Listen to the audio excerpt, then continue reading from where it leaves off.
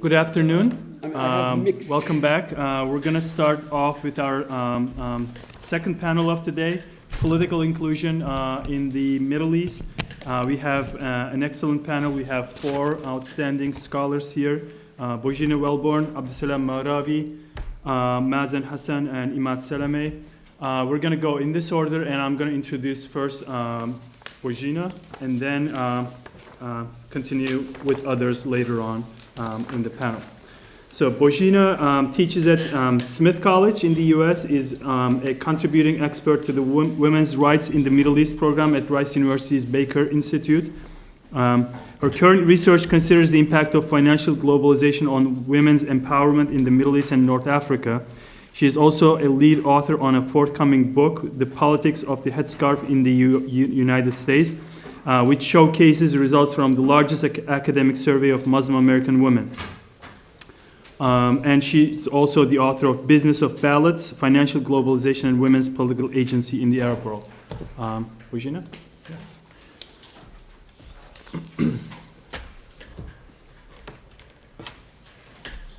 So bear with me, I can't do this without my crib sheet.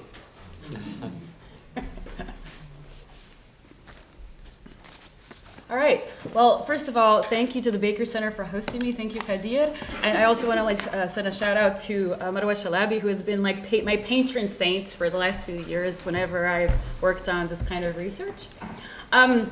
So I'm going to risk sounding a little bit naive today because I'm going to talk about something that I think is slightly more positive, and I'm very curious to everybody's reception on it. So as you can see, my presentation today is entitled On Their Own, Women Running as Independents in the Middle East and North Africa. And this was actually galvanized by my research looking into the political economic effects of foreign capital on women's political inclusion. So I was really focused on this question of foreign aid and aid conditionality and how it had essentially facilitated and even galvanized the embrace of gender quotas across a lot of countries in the Middle East and North Africa that had donor agreements with countries in the West.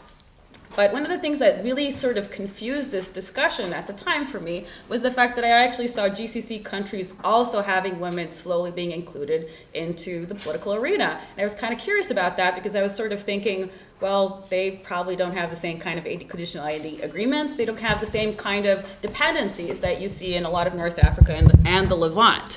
So this sort of got me to thinking about the different ways that women actually access the political arena. So first of all, just to make sure you know, women do actually access the political arena. As you can see here, over the last 17 years, there has been a 300% increase in women's legislative representation in the Middle East and North Africa. So this is the single largest increase in women's legislative representation across the world, right? It's only been 97% in Africa, 86% in the Americas, and as we can see, only 7% in the Nordic countries. Now, for those of you who follow these statistics, you know that there's a really good reason for this. The Nordic countries are ahead of the game, right? They already have a lot of women in their parliaments. So it's not hard to have a 300% increase if you're starting from zero, right?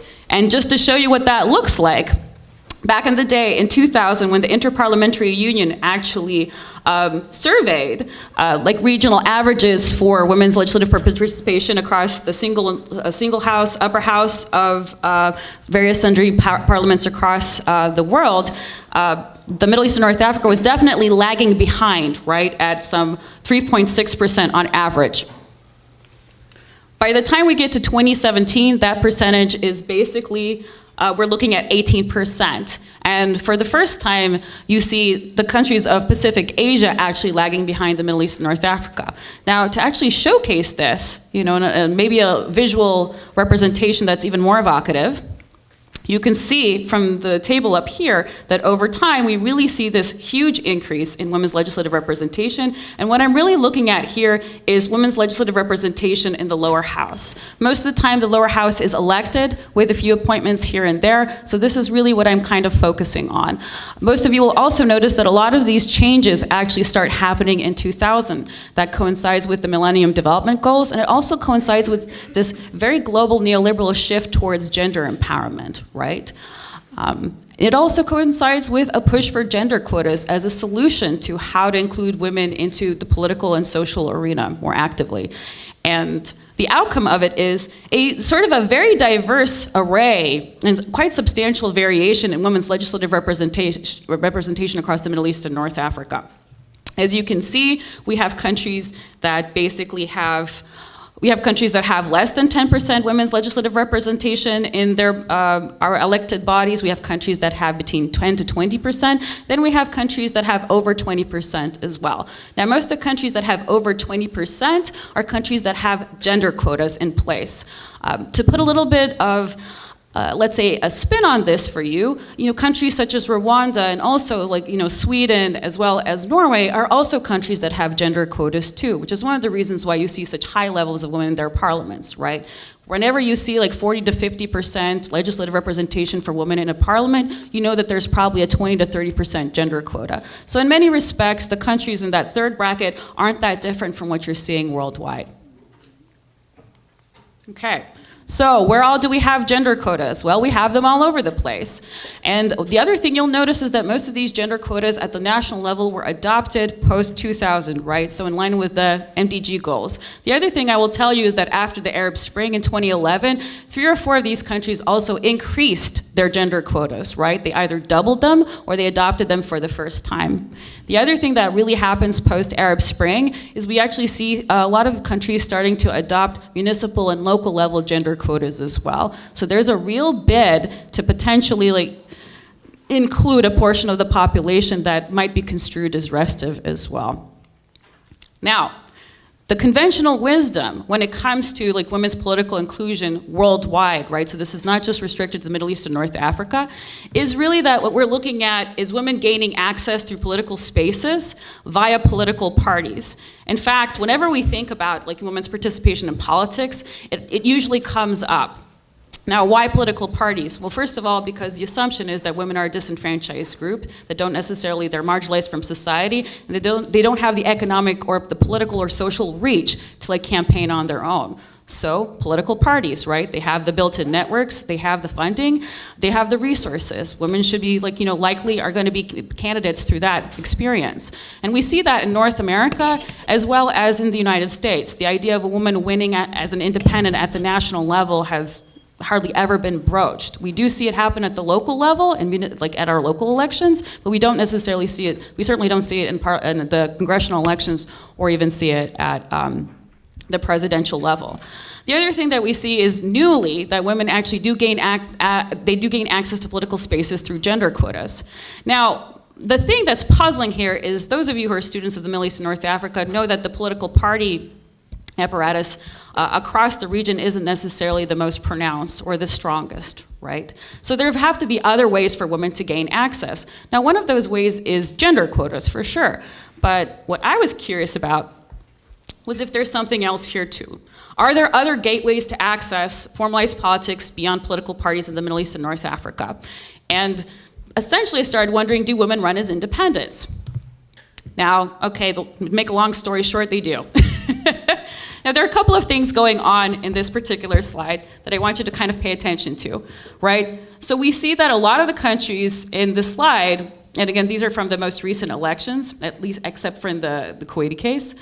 One of the things we actually see here is that a lot of the countries are in the GCC. So I can see you shaking your heads, or you should be shaking your head because you're like, Baz, they're independent by default. They're banning political parties, right? There's no other way to run. And I'm gonna tell you, I know, but hear me out, okay? All right, so the first thing we realize is that there's kind of a mix here, right? In the 6 countries we see here, and I'm just throwing in Saudi Arabia for giggles, right? Is that political parties are banned or circumscribed heavily in half of them, okay?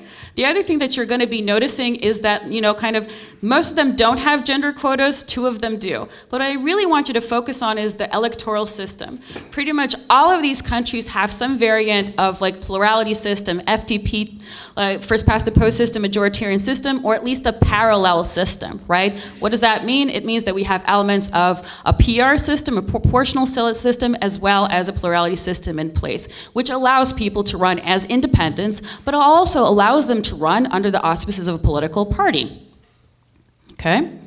So, As you know, there's quite a diverse electoral arena in the Middle East and North Africa. In fact, we have pretty much every single possible example of electoral system in place. We can go back and forth as to whether they generate the kind of outcomes you want to see, but there's a lot of diversity here, which is kind of fascinating. The one thing I'll tell you, though, is that none of the countries that have like closed list PR systems or exclusively PR systems have women running as independents. One of the things I want to put to you here in our panel today is that in some respects that's pretty limiting, because if you have a parallel system in place, you have two ways for women to access politics.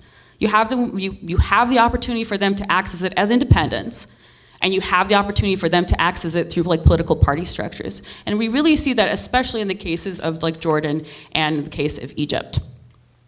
Now, why is this also kind of interesting? I'm not necessarily, again, this is not me telling you that these countries are necessarily more pluralistic or inclusive or democratic.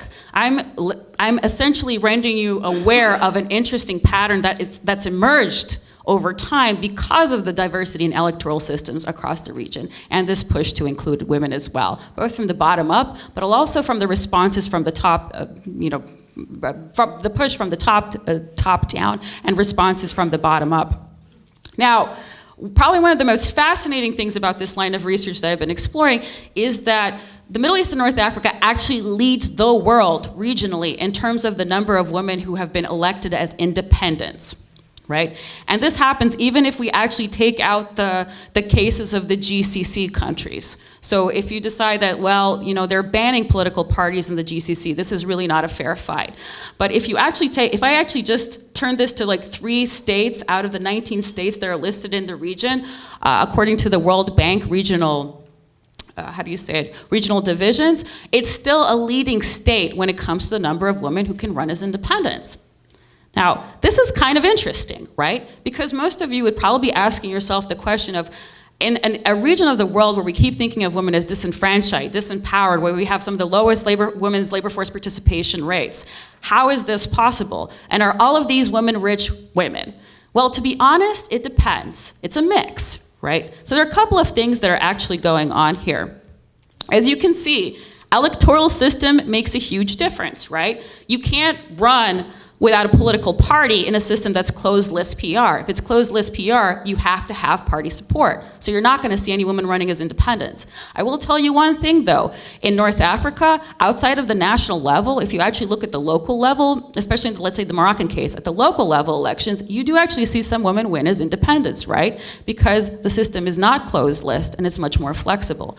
In fact, local level elections, most of the time you're more likely to see women running as independents because they tend not to necessarily be list PR or exclusively list PR.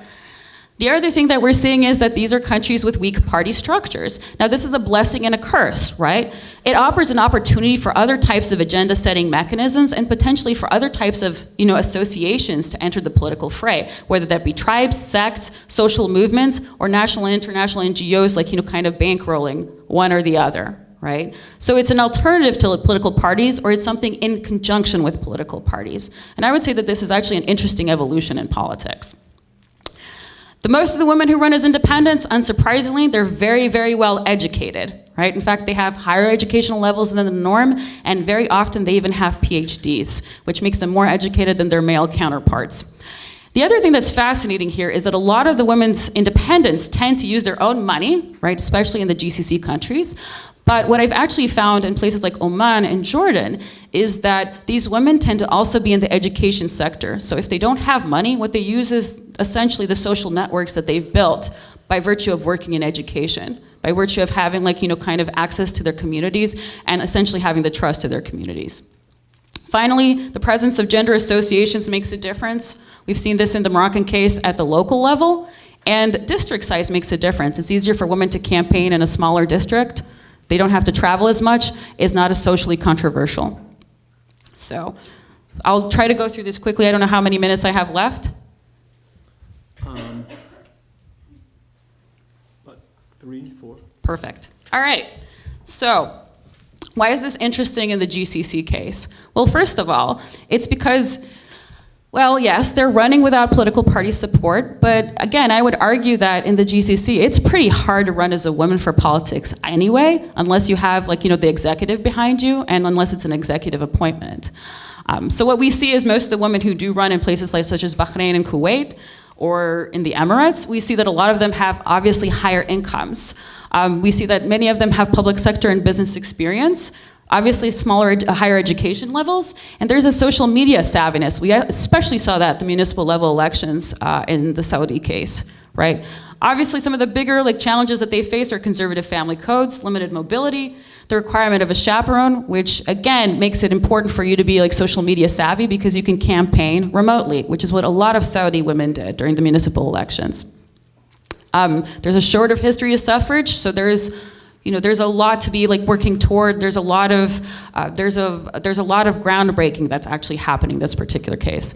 Now, I'm actually going to kind of also say that there's a lot of discussion about women's labor force participation being really, really low in the Middle East and North Africa, but the Gulf countries are actually not representative of this. So let me see if I can get this going. So if you actually take a look at this particular slide, most of the time when we think about women's labor force participation in the Gulf, we actually think about it in terms of over total labor force participation. As you all know, there's a demographic abnormality in the Gulf countries, right? So there are more men on the whole, a lot of them are non-nationals, and for all practical purposes, they make labor statistics that are published by the ILO virtually uninterpretable. If you actually start thinking about women's labor force participation as a percentage of the total female population, all of a sudden you see that some 50 to 60% of the female labor force, the citizen labor force, is actually participating in the workforce, right? What does that say? That actually means that there are a lot of women who are working. A lot of them are in the professional sector. They're not in manufacturing and agricultural jobs, and it puts them in a position where down the line, if they do choose to run for office, and if the system is more open, they can actually probably more readily do it than some of their counterparts in other countries.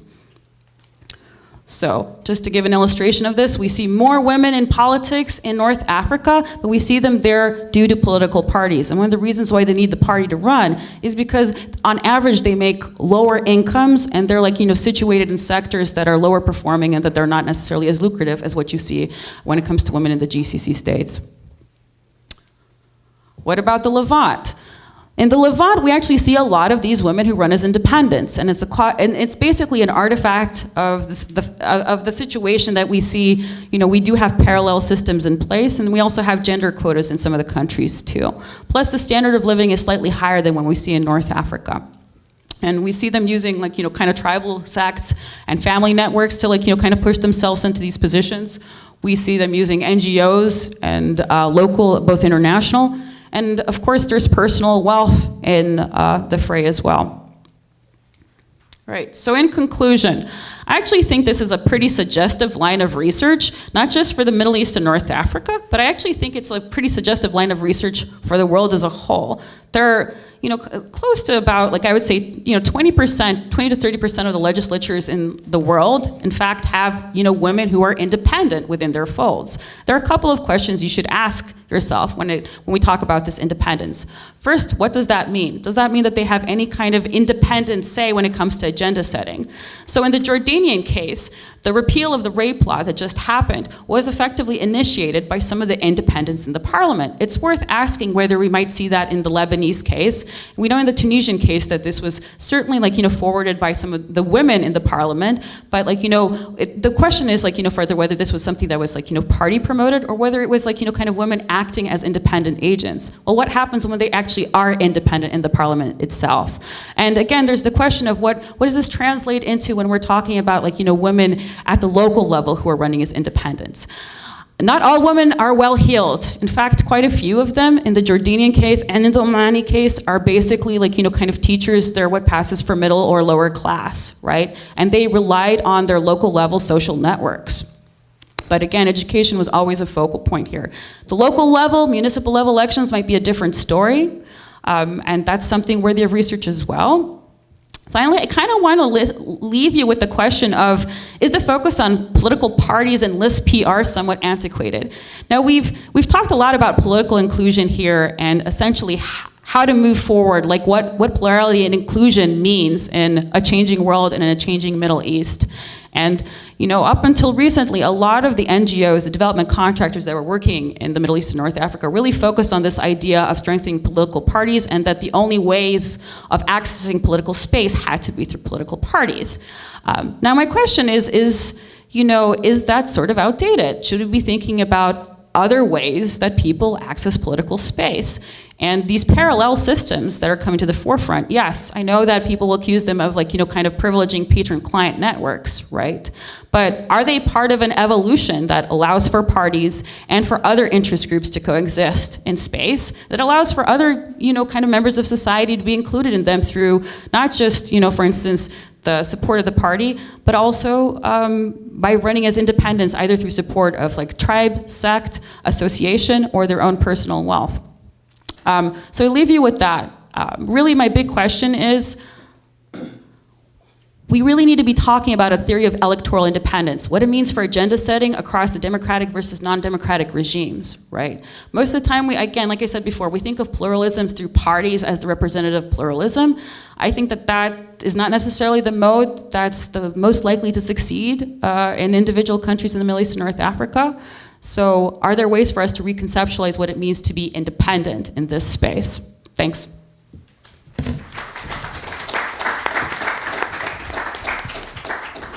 Thank you, Bojina. Thanks for getting us started. That was a wealth of information and interesting ways to think about female representation in political systems throughout the Middle East. On to Abdussalam Maghrabi. He is an associate professor of political science at Duke University. He's a core faculty member of Duke's Islamic Studies Center and Middle East Studies Center. His research focuses on the interaction between culture and politics in the context of Arab and Muslim majority countries. His research explores the central role of language as a tool to assert identity, renew authoritarian relations, and claim individual autonomy. He is the author of Liberalism Without Democracy, Nationhood and Citizenship in Egypt, 1922-1936. With that, I'll let him speak. Okay, thank you, Kadir. Good afternoon, everyone. And thank you, Bozina, for the bright spot. I actually summarized my talk in really nicely, and that is that sometimes we have to keep in mind that political regimes can be forehead of societies at large. That when we talk about the electoral process, about the political institutions, we are going to see an effort to include more women. But the problem is that when we go back to society at large, there is resistance. So that's just something to keep in mind. So over this past 2 days, we really have been talking about the tremendous crisis that is really going on in the Arab world, all the bad things that are going on, and I agree with it. But we are really at a loss as to what exactly behind this crisis and what to do about it. So I'm going to talk about Morocco, but to try to explain the failure of significant political reforms in Morocco, and even the backslide to autocracy. And so in this paper, I basically asked the question, why is it that 10 years, at least 10 years of sustained social movements in Morocco never really reached that breakthrough to make pluralism institutionalized and democracy more progressive? And in order to do this, I use Albert Hirschman's model, Exit, Voice, and Loyalty, to try to explain this dynamic in Morocco in the Arab Spring. I don't claim that it can be applied to the rest of the Arab world, and certainly not to cases like Libya, Iraq, Yemen, and Syria. However, I think there is an argument here that I see worth pursuing. So in my 15 minutes or 14 minutes that I have, I will try to make 3 points, basically. I will provide an account of the February 20th movements in Morocco to see what they were really trying to accomplish. in terms of reform, and I will talk a little briefly about the reaction of the regime to this pressure from below. Then I will explain why I think Hirschman's model can be very helpful in terms of explaining why the Arab Spring, but also previous other movements, have not really been able to lead to major breakthrough. And third, I'm going to give some kind of preliminary finding from survey I conducted in Morocco among youth around the same period as of the Arab Spring, 2011, 2012. And basically, in a nutshell, the findings suggest that while Moroccan youth really aspire for social justice, while they aspire for certain political rights, they really hold very conservative social views.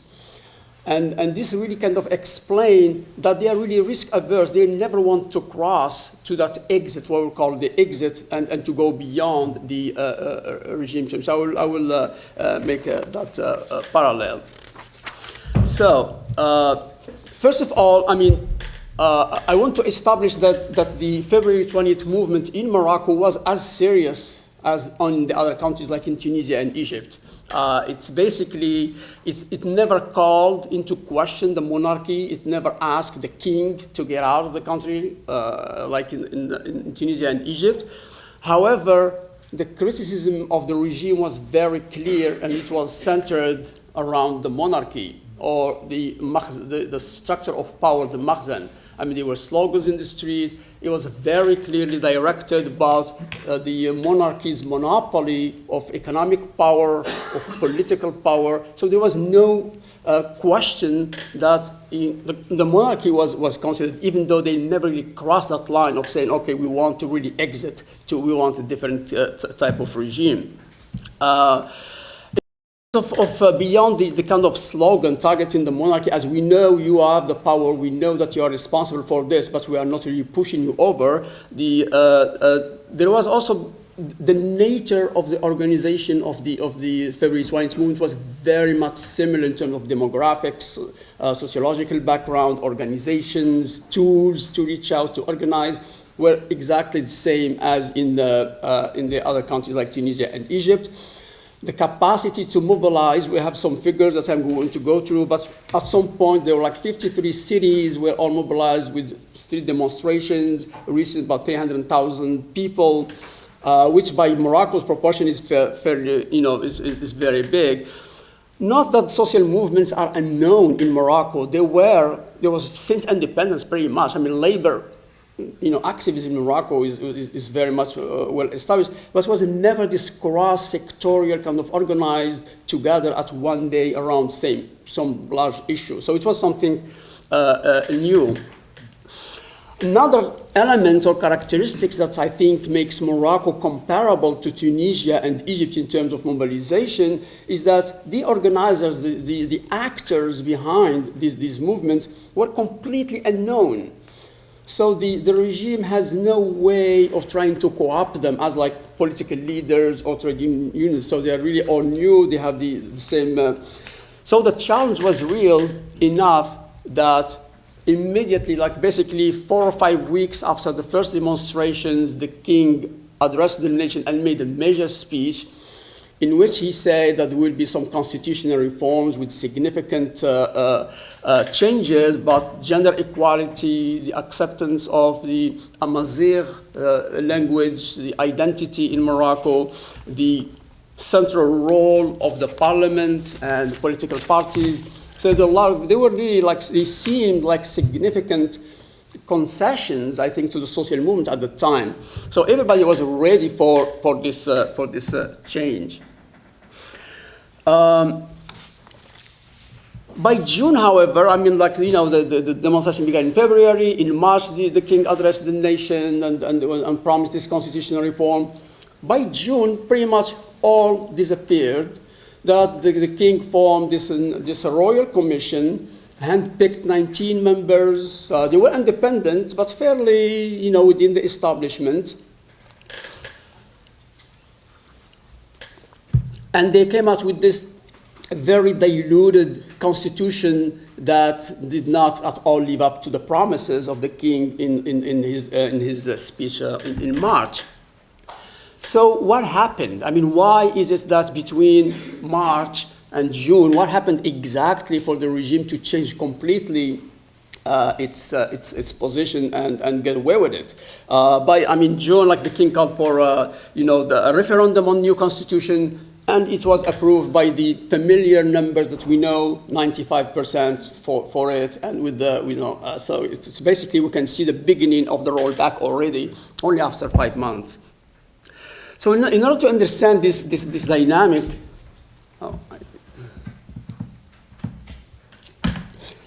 so I borrowed the Albert Hirschman's model that's called exit, voice, and loyalty. And basically, this is an economic model where in a market, if, for example, consumers of some products or some service are unhappy with the quality of the service, they have two choices. They either exit individually, I no longer buy certain shoes or computers, or I stay and I make noise in order to improve the product. And in the original formulation, these two were really undermining each other. In the Hirschman's formulation, they were undermining each other. If more people, for example, exit, there will be less to protest or to. I mean, you're basically those who are really aware of the deterioration of the quality of the service or the product. If they leave, those are exactly the people that you need in voice. So the question of exit in competitive markets is inconceivable in economic realm. I mean, but basically, if you don't like certain computers, go and buy another one. If you like certain telephones. But once we move to human organizations, it's a different story. I mean, once you are part of a family, part of a tribe, part of state, of a religion, exiting has a stiff penalty. Sometimes excommunication, it could be death. It could be, there are severe consequences. So by adapting this model, I think that this question of whether you stay or you leave. Oh, sorry. Thank you. I think there are different ways of looking at this, that the exit is not necessarily destructive as we saw in the original model. Exits can be used as a threat, for example, to say, hey, look, I mean, if you don't improve things, I am ready to leave. And imagine now, in the case of Morocco, that the February 28th movement basically took the question of the post-monarchy out of the table. They said, we are not interested in, we are not interested in breaking away with the monarchy. Well, imagine now the type of negotiations that will take place if you go to buy a house and you tell the owner, you are the only house I can buy. I don't have the money to buy another house. And then, of course, she's going to use that information against you. That's exactly what I'm trying to say about why social movements in Morocco never really succeeded to bring about significant political change, is because they never wanted to cross that line to say, well, we can think seriously about a Republican Morocco. And here's the question. I mean, the markets in the markets, there are alternatives. If you don't like one computer, there's always another one, a third one, a fourth one. In the case of Morocco or the Arab world, the political alternatives are not so clear. And we see that's what happened in Egypt, we see that's what happened in Syria and other countries. So in a way, one could interpret the attitude of the Arab Spring movement in Morocco as wise, meaning that we really don't trust what will come and replace the monarchy, because we simply don't know the political alternative. But at the same time, it's a really conflicted economy. If you don't make that leap, you are always going to be stuck in basically insignificant reforms. And that, for me, that continuation has really characterized the social protest movement in Morocco for a while. So I don't really have time. I have some other. Okay, oh yeah.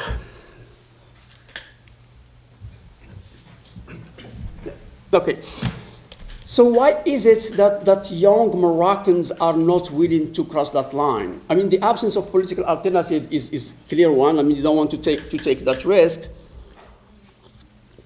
But according to a survey I conducted in Morocco among about some 550 Moroccan youth, there is really, the main finding is that young Moroccans want political change, they want social justice, but they are unwilling to compromise on some social issues about gender, about autonomy from the family. These are the two of the issues that really stand out. And I'm going to simplify, I'm going to show only one. I have 6 scenarios. And this is the one that is really the most striking, is about gender issues. So basically, I can explain the whole process of the survey, but I'll give you this one. Oh, sorry. Okay, so I gave them a scenario. I said, well, there is this young woman who wanted to marry a non-Muslim man against the will of her father. What do you think of her decision? I mean, this is, practically this happens in everyday life, but it's not recognized. A lot of Moroccan women get married with Europeans, especially in France. So as I say the question, what do you think of her choice? Do you agree with her decision to get married?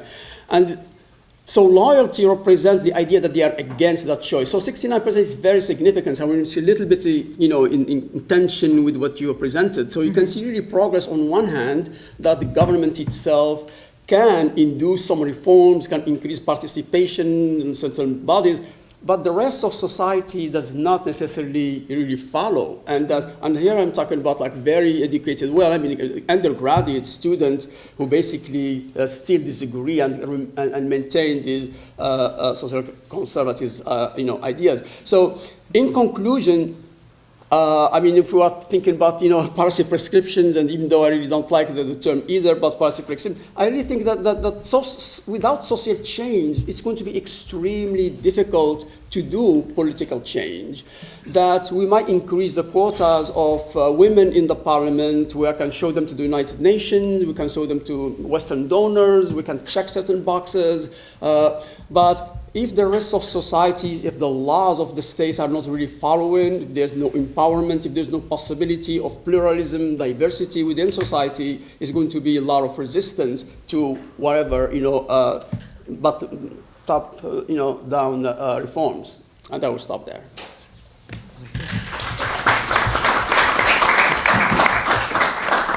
Thank you, Abdeslam.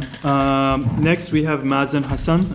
He's an assistant professor of comparative politics at Cairo University and a Carnegie Fellow at Harvard University's Ash Center. He specializes in party systems, electoral systems, new democracies, and experimental political science. His research is involved in several survey-based research projects as well as lab experiments that seek to gauge the political attitudes and behavior of Egyptians after the 2011 revolution. He has co-authored 2 books on the subject, and he has a PhD from Oxford University. Mazen. Okay, thank you very much. I prefer to stand up because I'm going to point at some figures. Thanks, Bashina, for your presentation, because you basically, our 2 presentations match each other very much. Basically, if you're interested in how women got selected, that was Bajina. If you're interested in what they do after they get elected, this is my presentation. So, yes, and I have, I think I even have some proofs for many of the observations that you've made. So, the motivation for this paper, which basically deals with the behavior of Egyptian female MPs in the current Egyptian parliament, is this: that 2015, as Bajina pointed out, was a trend disruptor when it comes to the representation of women in the Egyptian parliament. Mainly driven by quotas, but in addition to other women who have won majority mandates as well. This is the historical trend of female representation in the Egyptian parliament. And as you can see, it's the first time that we scored 16% in 2015 out of the total number of MPs are women. This is 4 times the historical average. There were some major inroads, and These three, also almost trend disruptors, were also driven by quotas, but this is the highest number we have got. In total, we have 89 MPs, female MPs. 56 of them are elected via closed lists, so a quota system. 19 women won majoritarian direct mandates, and in Egypt, if this is the case, it means that they have won a runoff election against a male candidate, which is in most of the Egyptian districts is a very uphill battle. And we have 14 appointed by the president. All in all is 89. So the question basically, I have two questions. The first one is, who are those female MPs? Are we dealing with a new category, new breed of MPs in the Egyptian parliament? Do they differ from the male counterparts or not? And on what grounds? And did this political experiment work? Is there any difference? Did they discuss anything differently? Did they adopt any new changes, any new agenda, etc.? Even if it was driven by a quota, and quotas in Egypt are constitutional quotas, so they're here to stay. But again, and even if some of them are appointed by the president, but there is, any student of institutional literature and political science would be familiar with the law of unintended consequences. You enshrine a rule, but then there is a chain reaction that then follows, and many consequences emerge that were not initially envisioned by those who put them into force. So I'm not going to go in details when it comes to theory, but there are a lot of theories about representation. Some of them general political representation, some of them pertaining to women. The historical literature basically distinguishes between different types of representation, delegate or trustee. This is basically whether MPs would be elected. They would then face a trade-off between adopting their own agenda or following specifically the demands made by the constituents. Women or female MPs in Egypt were not solely elected by women voters, but if they continue to adopt a predominantly feminist agenda, that's an indication of the delegate theory. Again, descriptive and substantive representation, this basically means that in order to represent a certain social group, you have to come from this certain social group. So women are best represented by women and not vice versa. Again, there is a trade-off, there is a disagreement in the literature, but these are competing theories.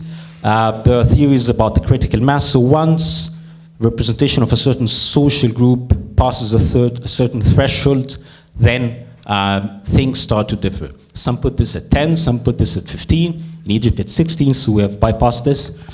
And this is a picture of them. As you can see, they even sit mostly close to each other in the Egyptian parliament, although they belong to different parties. Some of them are elected, some of them are appointed, but they usually find a familiarity with each other, of course, preferring to sit side by side. Again, when it comes to specifically female representation, we have theories saying that maybe female MPs who are elected by a quota system, because they know they have been elected to represent women, they would act as the frontline troops in the fight for women's rights. Because they know that this is the role that they should fulfill, they live up to this role. Of course, there is a lot of body of literature on, or proving actually, by analyzing how female MPs have behaved, even in Western democracies, that they tend to transfer their social roles outside Parliament, inside Parliament, or that they tend to adopt inside Parliament topics that are very much relevant to their interests outside Parliament, which are mainly women's rights, what are called soft issues, so healthcare, education, etc. And they tend also to address the grievances that are faced by women or that women have outside Parliament. And in Egypt, there are many of those. For example, this is just results. These are results of recent survey, the Demographic and Health Survey in Egypt. 87% of Egyptian men and 76 of women believe that the woman's most basic role is to take care of the home and cook for the family. 50% of men doubt that women can effectively combine roles of politicians and homemakers. 98% of men and 85% of women agree that changing diapers, giving baths to children, and feeding children should all be the mother's responsibility. And only 13% of women and 13% of men and 37% of women agree that women can be head of state.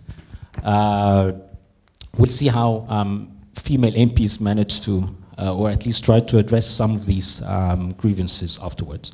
For the sake of time, I'm not going to go into detail with this, but this is basically the pressures exerted upon female MPs in Egypt. Any MP would have to represent some voters, so district representation.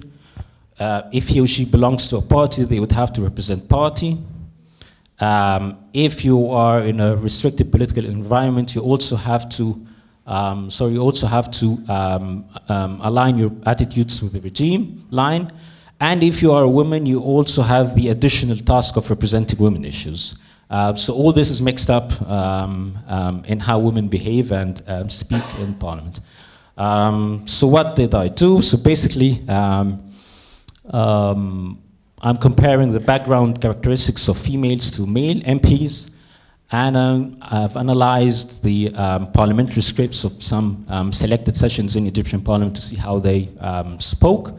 When it comes to backgrounds, age, and this is a confirmation, I think, of what you've said, they are much more, or they are much younger female MPs than male MPs. On average, they are 45 years old. All MPs on average are 50.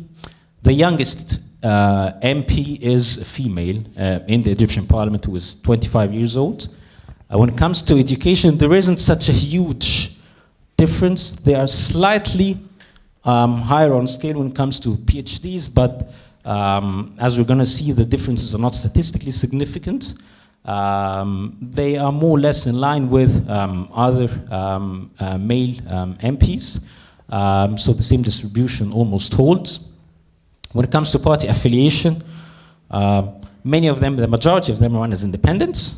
Again, this is more of basically an evidence of how weak Egyptian political parties are. But there isn't a huge difference between them and the overall statistic. So 77% of them are females. The division of party affiliation does not differ hugely. Maybe the major difference, which is a shame for Uluwafd Party, for those of you who know Uluwafd Party, this is the traditionally liberal party of Egypt. It doesn't have a single female MP. When it comes to employment, the only data I could get is basically whether they're employed by the government or the private sector. They are more likely to be employed by the government because, they are more likely to come from a government sector because they're more likely to be employed by the government, anyhow, because the private sector usually is seen as more competitive for women to be employed in. Again, this is just to test statistically the significance. It's a mix of chi-square and t-tests depending on the dependent variable. But basically, we only have two main statistically significant results. Quotas matter. So remove the quotas, the overall representation of female MPs will go down again. So female MPs are significantly more likely to be elected by quotas, and they're significantly younger. But there are no significant differences when it comes to employment and education. Now to the second question, which is basically the more interesting one, their agenda. I was mainly interested in finding out whether there are any differences between male and female MPs when it comes to debate participation. There are mixed results in the literature about this. Some notice an increase in the rate of participation by female MPs in some countries, but which rapidly decreases and then goes back to the normal rate, basically, with no significant differences between males and females. Sorry? And what topics or what issues they focus on. Are they more likely to support the government, more likely to criticize the government? Are they less likely to go into technical details of bills? Are they more or less likely to go into the tough issues of national security, etc.? And to do this, I have made a content, or I've done a content analysis of parliamentary scripts, as you've seen. The parliamentary scripts of the Egyptian Parliament maintains a very detailed parliamentary script of all of its sessions, and they're in the public domain. You probably don't see it here, but even the interruptions are recorded very thoroughly. So here someone is interrupting and shouting, and all this is recorded. So even and even the jokes are recorded in much detail. So I have chosen 5 topics just to represent a diverse set of topics, and also the salient ones: an economic topic, which is the discussion of the budget bill 2016-17, a women-specific topic, which is an FGM bill, or bill criminalizing FGM, a civil rights topic, which is the NGOs law, which is a highly restrictive bill, was very controversial, and the political oversight bill, which is a questioning of a minister over wheat, the system of buying wheat from farmers, storing wheat, and reselling it. The coding was done by hand, and the unit of analysis was the paragraph. So not the sentence, or not the words, but the paragraph. This is just a descriptive statistics of what was done, a general picture. All in all, the number of paragraphs analyzed were 741. I cannot imagine I read all those pages, but it did happen. And the total number of MPs was 184. And as you can see, people spoke, or MPs spoke more on the budget bill rather than any other bill, and then the NGOs law. And this is the rate of participation. They've broken down into male or female MPs. Remember, 16% is the number of female MPs in Parliament. As you can see, they spoke, the topic they spoke most on was the FGM bill, which is 20% of the interventions were by female MPs over the paragraphs. And then the NGOs law, and they spoke the least about the political oversight topic, which is wheat storage. Okay, so just what they did. Again, I've coded, sorry. This is the coding that I've done. There's no time to go into details, but basically, these are the categories of the budget discussions, whether they talked about the deficit, healthcare, employment, subsidies, regional issues, whether they were for or against the government. And this is the result. Female are, I think, yellow, and male MPs are in green. All in all, the criticism of the government by MPs was the highest category to be tackled. But what's interesting is that female chose to speak about healthcare the most, and followed by education, and then the deficit and welfare. Women issues, it's actually, it's 0 point something, but were only talked about by female MPs, not by male MPs, and this is why you don't see green here. These are just quotes from the female MPs, for example, talking about, this is an intervention about healthcare funds for medicine is 600 million. It's the same as it was in previous year, which is not sufficient. How it becomes sufficient this year. And this is a criticism of the government. What happened, she was referring to the leak of high school exams should cause the resignation of the government. Again, this is a criticism of the government. If you analyze this statistically, you would see that basically female MPs were significantly more likely to speak on healthcare and women issues compared to men. and less likely to support the government compared to men. This is supported by the literature. This is a little bit interesting. If we have time, I will get back to this. When it comes to women issues, again, these are the topics that were coded, what they are against, FGM, the FGM practice with it, whether you apply, what type of arguments would you apply when you argue against FGM? A religious argument, a feminist argument, a scientific, which is a medical argument. Are you for toughening sentences or not for those who conduct the practice? Are you against doctors, etc.? And this is how it is. Most of the MPs or most of the paragraphs were basically against FGM. There were some people who were with FGM. All of them are male, not female MPs. And when female MPs spoke, they basically concentrated on talking against FGM or employing a feminist argument against it. And this is, I know Miriam talked about this yesterday, but this is interesting. This is an MP, and she's a religious scholar. She has a PhD degree from Al-Azhar as well. And she's not the kind of person you would want to mess with. I mean, because she do not go into much detail with her on a practice based on religious argument, because she has the religious argument, and she's strongly against FGM, and she's the one basically who led the fight. So these are many of the interventions that she said: respect women, stop constraining, intimidating, or hurting us.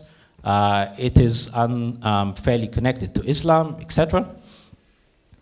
I will jump quickly to the statistical analysis, which basically says that female MPs are more likely to use feminist arguments, and they're more likely to blame doctors than male MPs. Maybe because, yes, how many more minutes I have? Okay, I will now, maybe this is the last slide that I will show, or the last topic, which is a civil rights topic, which is the NGOs bill again. These are basically the categories in which the paragraphs or the discussions were divided or broken down into. I don't know why it keeps doing this, sorry. This is interesting because women were actually as likely as men to agree that certain liberties should be restricted in the sake of national security. That women were as likely as men. There are no statistical differences between women and men when it comes to saying that national security is a pretext for restricting civil liberties. And these are very good quotes. For example, this one: where does the right of our country to preserve its national security? We know well that the foreign funding and financing of NGOs deviated from its path, particularly in the last 5 years. It has been either hijacked or used for terrorist purposes. And the statistical analysis supports this, which is basically no significant differences. I don't have time to go through this, sorry, but the main conclusions basically are that, well, women representation still very much significantly linked to lists. There is evidence that they focus more on soft issues, as the literature calls them, which are healthcare, education, and women's rights. Thanks a lot, and sorry for being...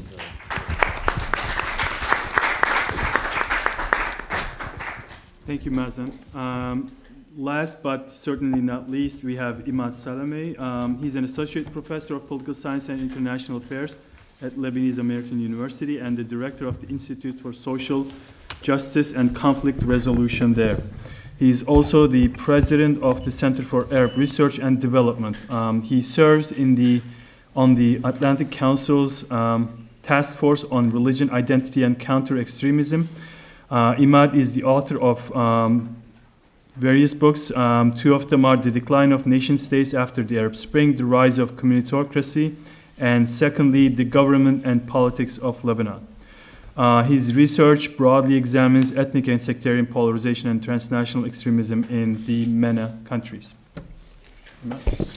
Thank you, Qadir. Thank you for the Baker Institute for making this opportunity possible to speak about this very critical and important topic. of building pluralistic, inclusive states in a post-Arab Spring, particularly that this topic is really the question of the day, given the high level of polarization and communitarian conflict sweeping the region. And the question of what state to be established and formed is a big question. So I promise not to bring you any more figures or graphs or statistics, but maybe focus more on pictures in my presentation, just to change the pace here. Really, the question that I like to address, and really here I'm also presenting more of a descriptive and characterizing the situation in the region rather than I'm giving any kind of ideological perspective of my own, is the question that I like to address is whether the Arab nation state, the way we have known them throughout post-independent period, remain viable entities. And if they're no longer viable entities to manage politics the way we have known it, why, first of all, they are no longer viable? And then what could the possibility of alternative governing forms emerge in the region given the facts on the ground? So to answer that question, one can first look at the region nowadays to note quickly that in the past 7 years, almost 5 Arab presidents were overthrown in a region that have been accustomed to see presidents serve life terms and sometimes succeeded by their family members. At least 7 new constitutions formed, many more amended, 20 new governments established, almost 15 new prime ministers inaugurated. Really massive changes, politically speaking, have been taking place in the region, unprecedented throughout post-independent state.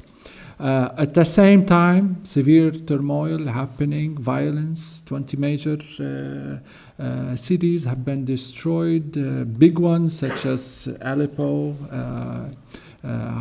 Hims, and others in Syria and Iraq, Mosul. Almost 500,000 people killed, 1.5 million injured, almost 15 million displaced internally and externally, mostly in Syria, but definitely we see that also in Iraq and in Yemen and Libya and Sudan.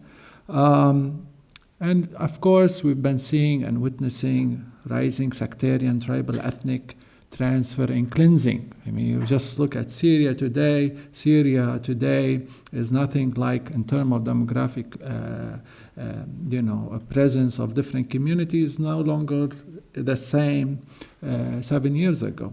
Different sectarian composition has have really changed the composition of Syrian cities and towns. So the first observation to note regarding post-Arab Spring conflicts and changes is to note that most of these radical transformations and radical changes have taken place in mostly Arab nationalist republics: Syria, Iraq, Libya, Tunisia, Egypt, Sudan.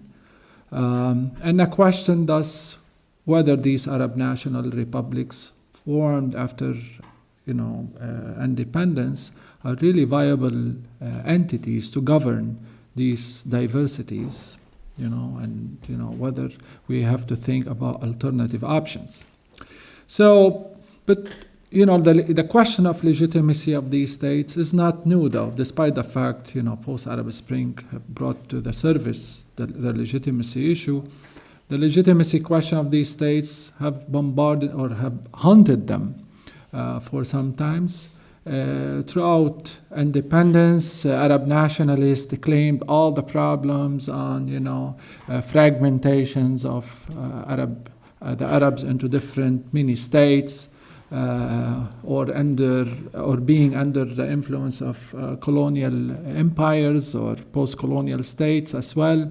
The Sykes-Picot Agreement typically comes to mind. It is responsible for the fragmentations, colonialism, and so forth. And post-Arab Spring, legitimacy crisis really transformed into the question of whether states are really representative of their various communities, and the exclusions of communities, whether these communities are sectarian, tribal, or regional, become the really question of state sustainability and presence. So if we look a bit into political theory and try to fetch out the question of what make a legitimate state. I know previous panel were discussing, Nadim just arrived, but he was talking about, what makes a legitimate state. God knows what, every time we think about this question, something different comes to mind. But in terms of political theory, at least one can say that we can rely a bit on political thinkers, such as classical thinkers, such as Thomas Hobbes and John Locke, were both presented to us what make a state legitimate, or a state sovereignty legitimate. State and both realist, if we're talking about Hobbes, or liberal, if we're talking about Locke, consider that state must provide for its own inhabitants economic security and cultural protectionism, without which, the state seek to be legitimate. Of course, from a Hobbesian perspective, authoritarian states are more legitimate because they provide better security, while liberal state, weak government, and so forth provide less security. From a Lockean perspective, liberalism is important to build a representative government and make state more representative and sustainable. Along the liberal viewpoints, and given that Arab states have been for so long Hobbesians, many efforts have been made through some theories of change and transitionalism to inject various liberal reforms in order to transform these Hobbesian states into liberal states. So some of these reforms came with, development agencies, international development agency, international aids. Some of them have been focused on giving funds to development projects, economic education, social cohesion, efficient government. Others to open power and make it accessible to various groups. Others have focused on providing cultural transformation, such as gender equity, giving more way for secularism and human rights in governments, hoping that eventually these Hobbesian states will become liberal. We know that after the Arab Spring, none of these interventions have really succeeded. And Hobbesianism, in various ways, have been preserved in most Arab states, and or they've been challenged by communitarian by communitarian movements. Why these states, nation states, have lost power and have not been able to liberalize the way we've thought they would? Perhaps because globalization. This is something that I, in my paper, I emphasize. Globalization really, as we all know today, really undermine the ability of state to function the way it functions, in post-independent states. Neither the state is capable to maintain grip on its security, nor its, economic activities, nor, have full preservation of national culture. We all know now that the world is pretty open. Economic products move back and forth across borders. What happened in one state implicates what happened in another. Transnational military movements and moving around. Culture is pretty much becoming globalized with the presence of mobile phones and internet technology, information, and so forth. And all that will really undermine the ability of national state to function the way traditionally it has functioned throughout post-independent periods in the Middle East. So, given the fact that the state is not able to really make its presence felt, we have been seeing the rise of various communitarian groups to take over the traditional functions given to the state. So, for instance, if you look at some of these economic, now here we're bringing some figures just to stay along the rhythm. If we look at the economic evidence of globalization and their implication on Arab nation states, you see, for instance, in 2001 to 2005, the trade balance of agricultural product in Arab countries were pretty much balanced out between import and export. But moving on from 2000 to 2008, the balance has really shifted in favor of import, given imported product to Arab states 78% to 22%. What does that mean? That means agricultural sector in the Middle East is really implicated, devastated by globalization. The nation state has not been able to preserve the economic well-being of its own people. Looking at Syria, for instance, this is also trade balance taken from World Bank data. It has been tremendous, the decline of the trade balance from sometimes 2001 to 2012. Give you another idea in Syria, this is really emerging big. If you look at the trade balance along other countries, the only positive curve you see there are those of oil-producing countries, while all those going downward curves are for states that have been implicated by the Arab Springs, and they're primarily non-oil-producing countries.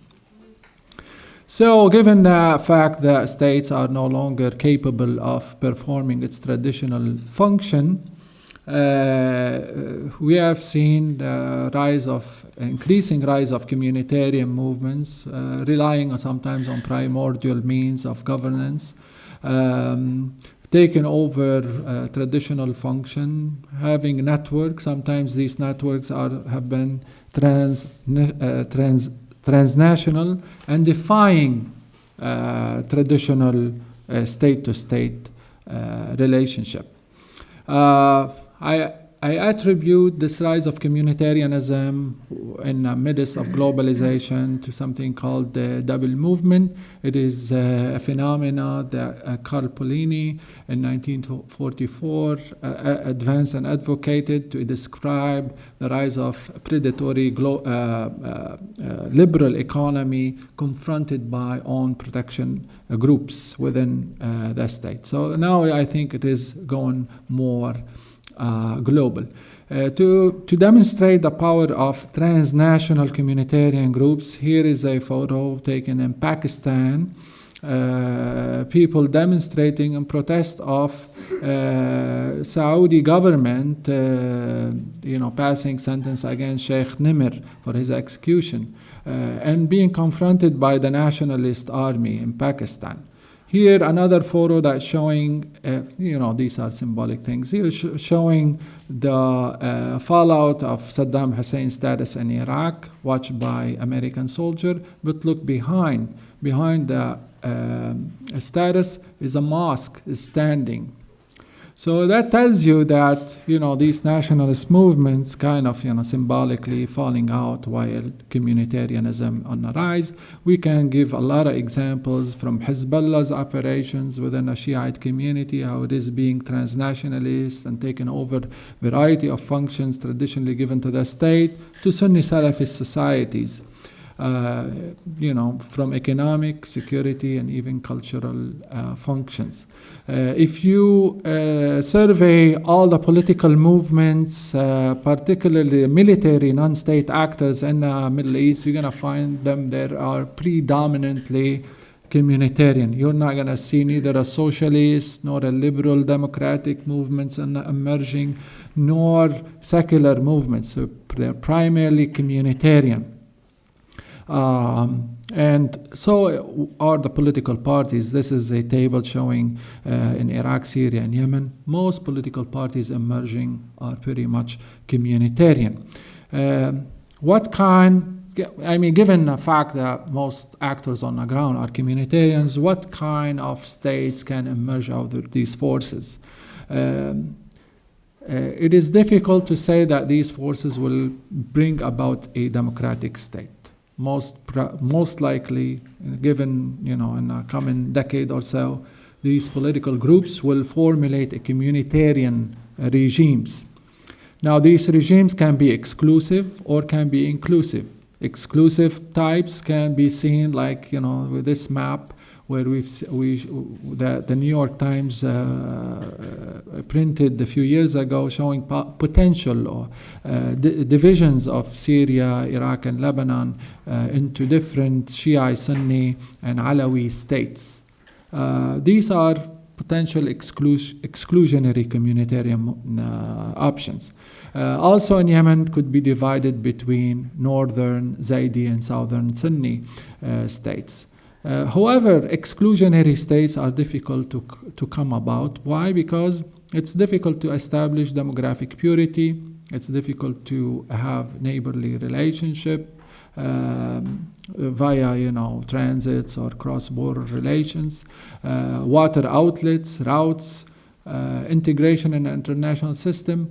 All these pose difficulties for any exclusionary communitarian states to function. And given these few maps to show sectarian distribution in the region, this is in Iraq, you cannot see in Iraq itself really a solid demographic communitarian purity. In Lebanon, it is pretty mixed. Looking at Syria, also sectarian communitarian compositions pretty mixed, Lebanon and Syria. In Yemen, if we look at Yemen, these are tribal distributions. It's practically impossible to have exclusionary communitarianism. If you look at the region as a whole, the picture is pretty, rainbow. It is really kind of impossible to have an exclusionary state. Now, there is a possibility of, alternatively, a consociational. You could always resort in term of communitarian system into a federal option, but also you could have a consociational option. A consociational option, this is, type like Lebanon. Consociational option rely on various important functions: the establishment of grand coalition, mutual veto, segmental autonomy, and proportional representation. To have a consociationalism, government must be established large. Each group within a community must have some form of veto power. Each will have to have some kind of autonomy over cultural and educational issues, and some kind of representation that is proportional. Okay, why consociational governance is more viable than exclusionary communitarianism is due to the fact that you don't have to divide along geographic lines. Okay, you could have instead communities can share power rather than be divided along geographic lines. So the Lebanese consociational models is not a perfect model, of course, but it has provided some good answers to the question of diversity and plurality, preserving groups and communities where no other surrounding states have been able to do. This is not, like I said, a perfect system. It has many faults, but it has been pretty good in expressing inclusionary politics in state conduct. We still need to conduct important research to expand on what form of communitarian pluralism to be established and have it more functional and stable. And perhaps, we need to look at electoral systems that can strengthen the cohesion across communities. These things need to be further examined and researched, perhaps in comparative perspective. That's all what I have to say. Thank you so much.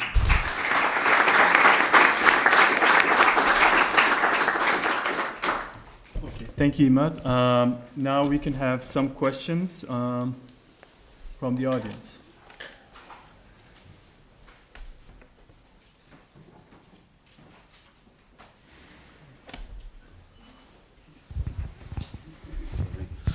Thank you.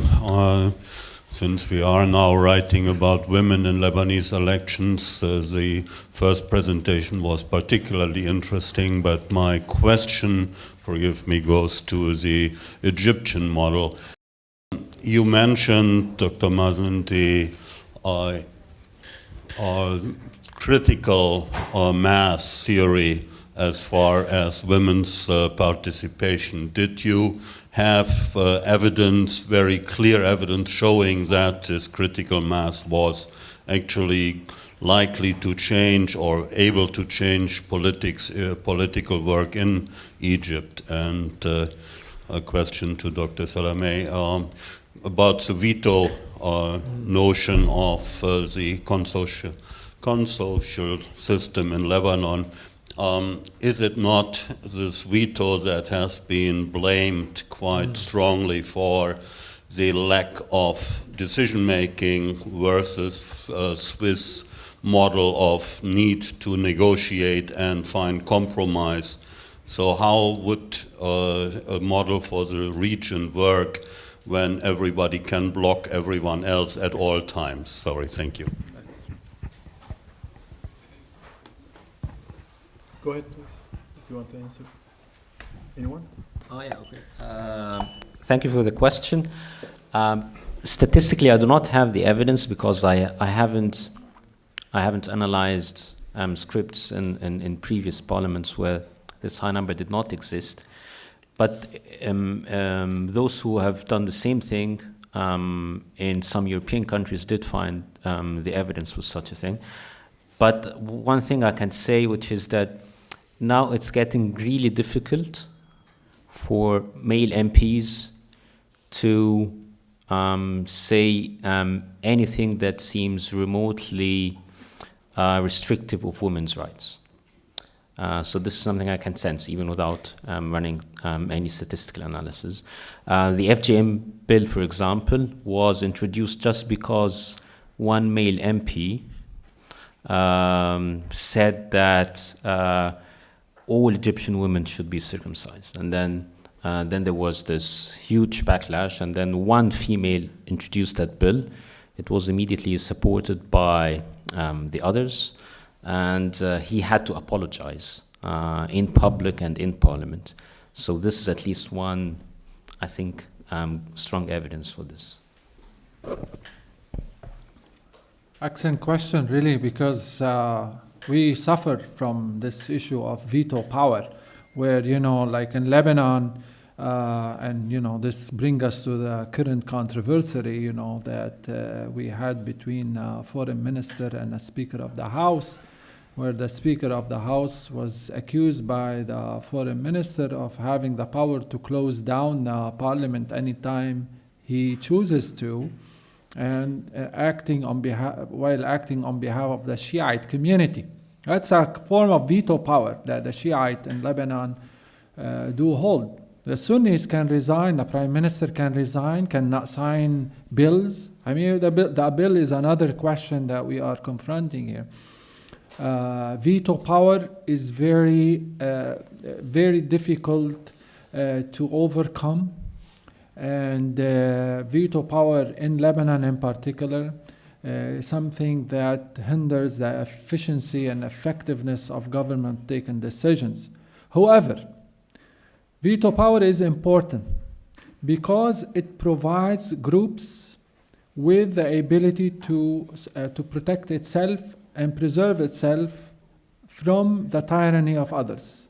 I mean, without the veto power, there could be decisions taken that undermine one community, and that can lead to really grave consequences. And therefore, it has, despite its disadvantages, veto power has in many ways provided a safe valve, so to speak, to different communities, especially smaller ones. And consequently, it has, loosened out the tension, because, now you're a community with a veto power. Your rights cannot be easily taken, and therefore, this is, in many ways, provides for pluralism and diversity in a state. So in that sense, so it has negatives and positives, but overall, given the difficulties and the complexities of the country and, the sectarian tensions and dynamic, it has provided more positivisms than negativisms, I would say. Other questions? My students, well, how to ask. Extra points for questions. Okay, we'll take a break, about 20-25 minutes, and then we'll reconvene at 3:15 for our last panel. This is a panel, we have great students and their presentations, so we expect all you to be here. You'll have refreshments in the room to your right, coffee and bite food. Thank you.